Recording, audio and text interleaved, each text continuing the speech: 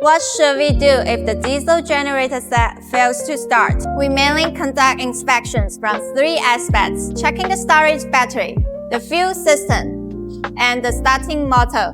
First, checking if the power of the storage battery is sufficient and whether there is a corrosion on the terminals. If the power is low, you can try to recharge or replace the battery. Next, check the fuel system. Make sure there is enough diesel in the fuel tank and that the fuel filter is not clogged. Also, check whether the fuel injector is injecting fuel normally. In addition, problems may occur with the starting motor, such as damage or circuit faults.